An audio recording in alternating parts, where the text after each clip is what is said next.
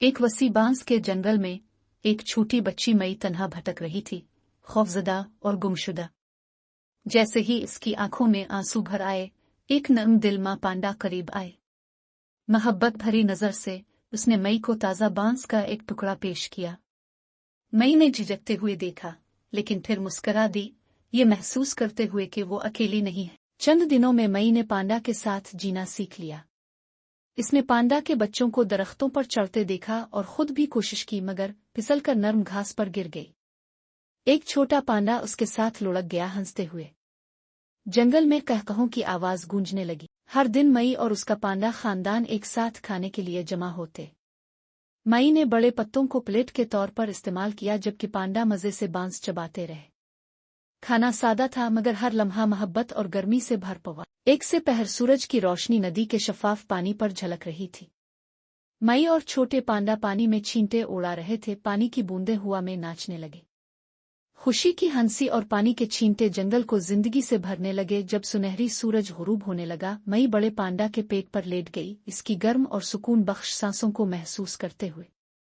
मां पांडा इस पर मोहब्बत भरी नजर रखे हुए थी, जबकि छोटे पांडा करीब ही दबक कर सो गए। अपने नए खानदान की मोहब्बत में लिपटी हुई मई ने महसूस किया कि वो अपने घर में है। उनका दूसरा दिन जंगल में नई दोस्ती। सूरज की नर्म रोशनी बांस के पत्तों में से छन कर आ रही थी। ननीम की आंखें खिली और उसने देखा कि इसके इर्द गिर्द नर्म मुलायम पांडा सो रहे हैं।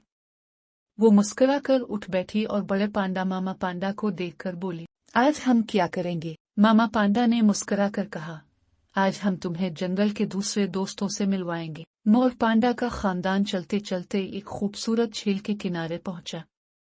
अचानक ने एक खूबसूरत हिरन को पानी पीते देखा।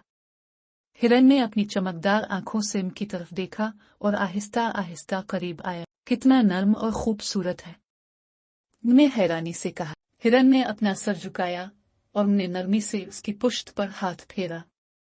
पांडा के नन्हे बच्चे उछलने लगे, जैसे कह रहे हूं, हम भी दोस्ती करना चाहते हैं। थोड़ी दूर जाने पर एक छोटा सा खरगोश बांस के पीछे से निकला और जोर से उछला। अरे वाह, तुम कितने तेज हो, ने हंसते हुए कहा। खरगोश शरारत से दाएं बाएं छलांगे लगाने लगा। पांडा के बच्चे भी उसकी नकल करने लगे, लेकिन वो जल्द ही गिर पड़े। मोर मामा पांडा हंसने लगे। अचानक एक दरख्त से बंदर लटक रहा था। वो एक नारियल झूलते हुए नीचे फेंकने लगा। ओह, तुम बहुत शरारती हो, ने हंसते हुए कहा। पांडा के बच्चे भागकर नारियल पकड़ने लगे और बंदर खुशी से चीखने लगा। वो अपनी लंबी दम हिलाते हुए उनको देख रहा था, जैसे कह रहा हो, मेरी तरह झूलो। दिन भर खेलने के बाद सूरज गुरूब होने लगा। मैं एक बड़ी चट्टान पर बैठ गई और ऊपर आसमान को देखने लगी।